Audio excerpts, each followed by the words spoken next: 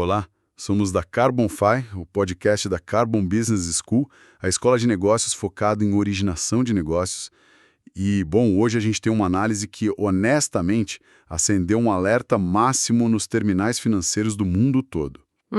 Um alerta que muita gente não estava querendo ver, né? Exato. Imagina a seguinte situação.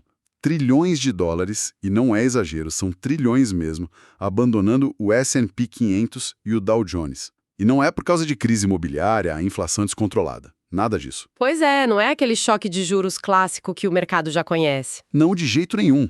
É porque os maiores alocadores de capital do planeta descobriram, meio que de repente, que esses índices estão carregando uma toxicidade estrutural. O nosso dossiê de hoje mergulha justamente nisso. O mercado até criou um termo, né? A exaustão do beta. A famosa exaustão do beta é um nome bonito para um problema gigantesco. Sim, e na prática significa que comprar o mercado inteiro no piloto automático, o famoso investimento passivo, simplesmente começou a colapsar por dentro. E a gente precisa entender o porquê desse colapso, porque a reação dos institucionais está sendo liquidar posições colossais só para empilhar dinheiro em caixa. E para quem acompanha os mercados, dá para visualizar essa fratura com uma analogia bem simples. Pensa na compra de índices passivos, o beta, como uma ida ao supermercado. Tá, boa comparação. Em vez de você pegar maçã por maçã, olhar se está madura, o grande investidor sempre preferiu comprar uma daquelas cestas gigantes fechadas. Tem de tudo um pouco ali dentro. É prático, tem liquidez, você não precisa pensar muito. Exato, funcionou muito bem por décadas. Só que agora abriram a tampa dessa cesta. E os auditores olharam lá dentro e descobriram que metade dos produtos está com a data de validade vencida. Pior, exalando um risco financeiro tóxico de verdade. A cesta inteira virou um passivo, né? E o que a gente precisa desvendar é o que foi que destravou essa toxicidade de uma hora para outra. É isso que eu quero aqui perguntar. O que transformou esses índices globais, que eram o porto seguro do mundo, num campo minado para o capital? Bom, a resposta está na desconstrução dos dois maiores motores do mercado americano e, por consequência, do mundo, né? O Dow Jones e o S&P 500. São animais bem diferentes. Completamente diferentes. Mas os dois bateram num teto físico muito duro. Vamos começar pelo Dow Jones? Ele é a velha economia, a indústria pesada, infraestrutura, manufatura que depende de combustíveis fósseis. Chaminé pura, basicamente. Exato.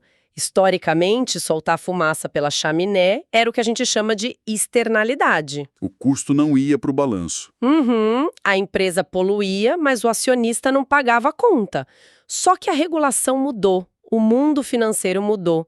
Os mecanismos globais de carbono começaram a mandar o boleto.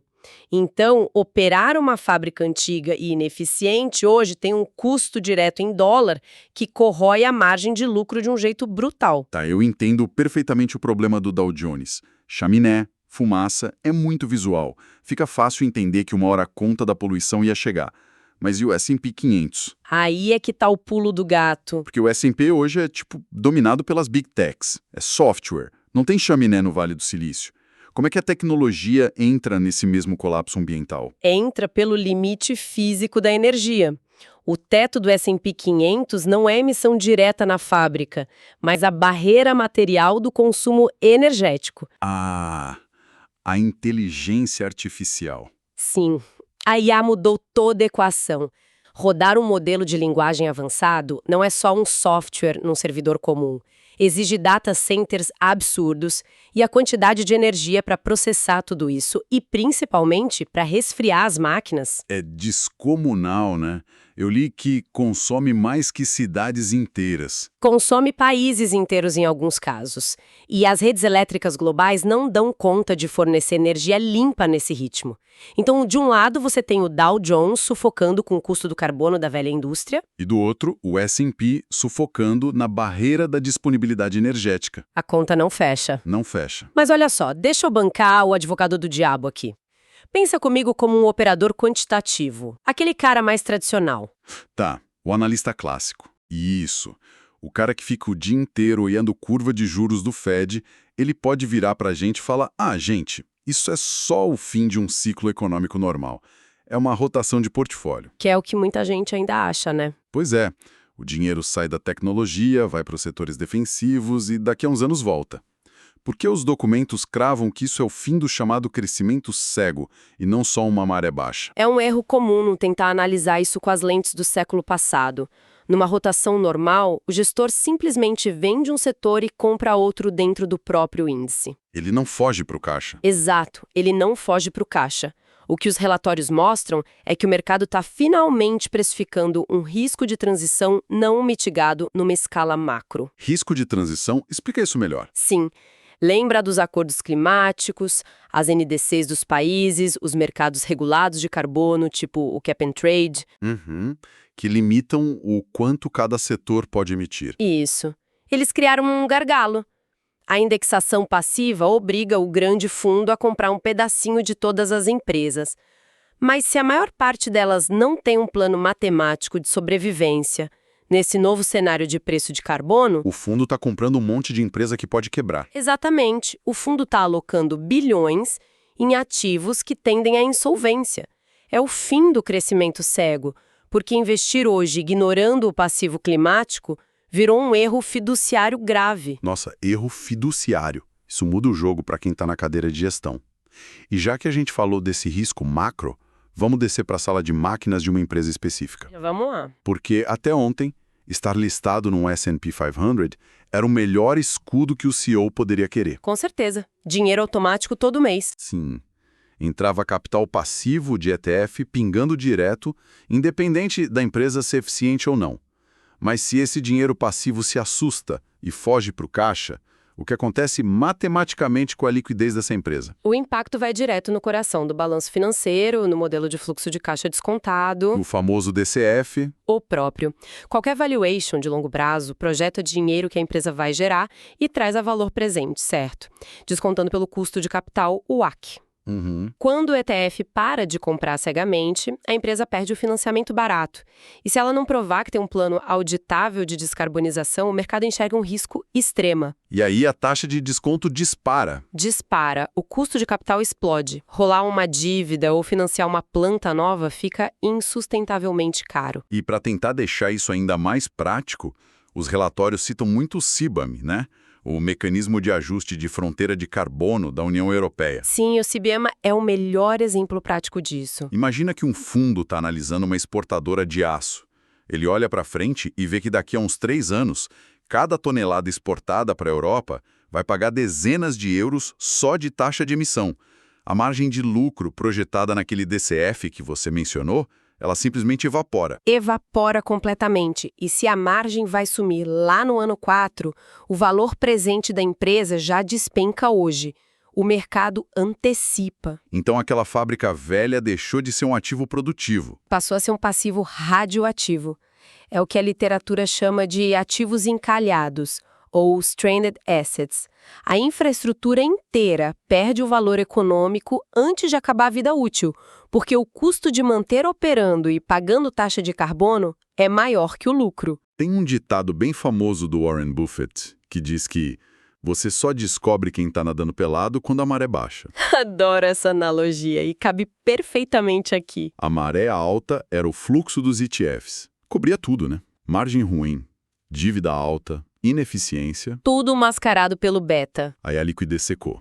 A maré baixou e a empresa fica ali, nua, na frente dos auditores de ESG. E a coisa piora porque o auditor não olha mais só para a chaminé da fábrica. Não de jeito nenhum. Eles olham o escopo 3. Exato, o maldito escopo 3, que é tipo todas as emissões indiretas, desde o fornecedor do parafuso até o uso do produto pelo cliente final. O nível de vulnerabilidade que isso joga no balanço é surreal. É brutal.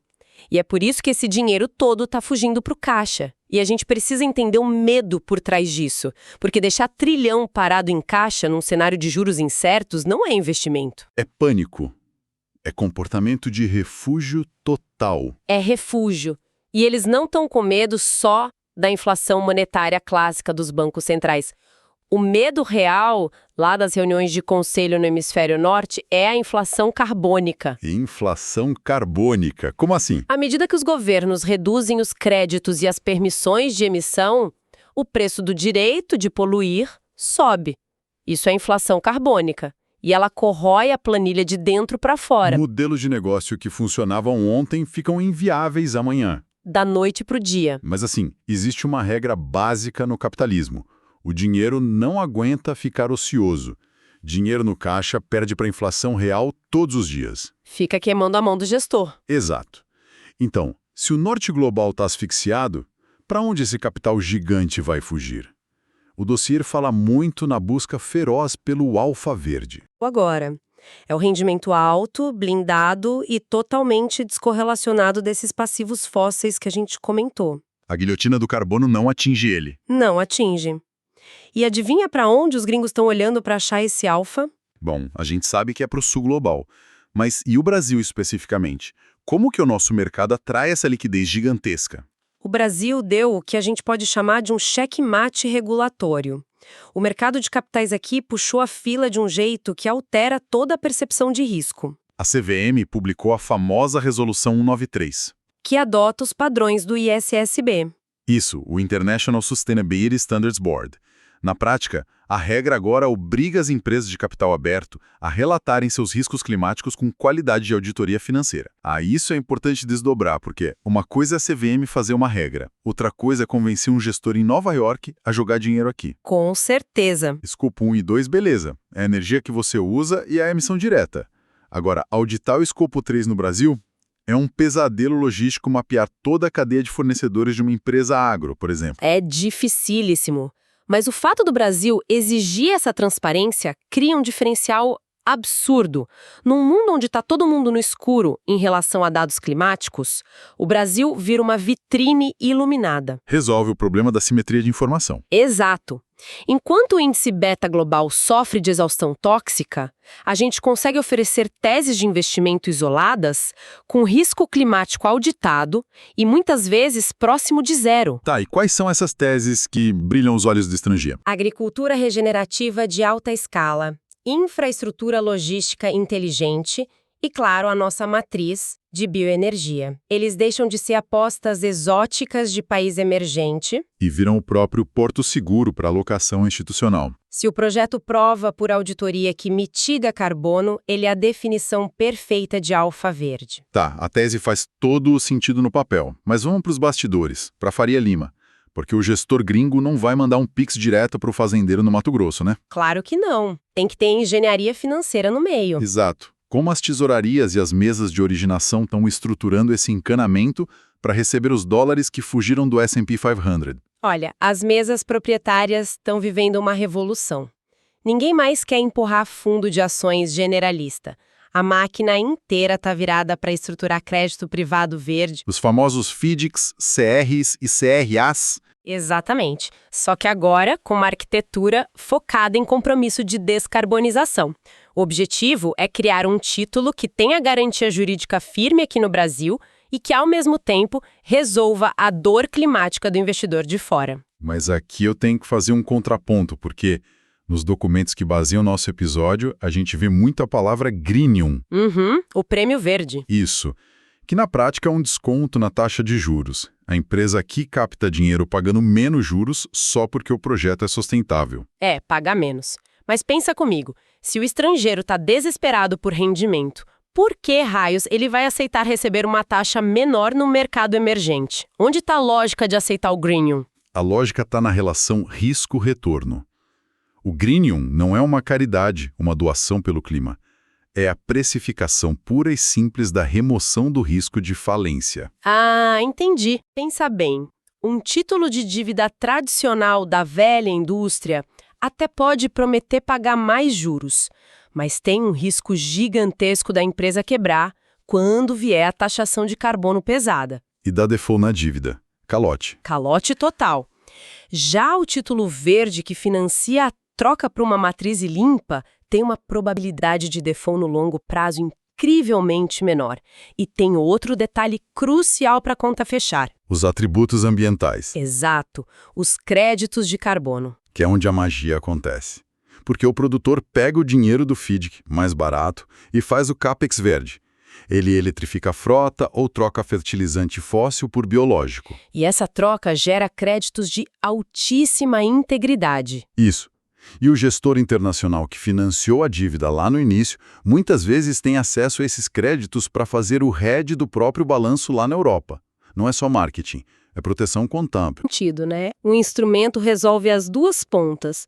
Entrega liquidez barata para a infraestrutura brasileira fazer a transição e entrega rendimento seguro blindado contra a inflação carbônica para o gringo. Quer dizer, a inteligência financeira local está monetizando de forma brilhante o medo global, Com certeza. arbitrando o risco climático. Ditando o prêmio de liquidez no sul global para salvar o dinheiro do norte da asfixia. Isso é genial. Bom, desenhada essa arquitetura, os documentos traçam uma projeção tática muito clara para os próximos 12 a 36 meses. O que a gente pode esperar no curtíssimo prazo? A morte definitiva da gestão passiva, como a gente conhece. O que a gente vai ver é a gestão ativa extrema. O investimento estrangeiro direto não vai assinar cheque sem balanço descontaminado e auditado. Acabou o fluxo seco. A maré secou. Acabou. O crédito vai ser cirúrgico e quem ficar na inércia apostando em capital fácil vai sofrer uma restrição severa de liquidez. O que puxa o nosso próximo ponto. O material foca muito que essa restrição vai disparar uma onda gigante de fusões e aquisições, de M&A. Mas qual é a mecânica física disso?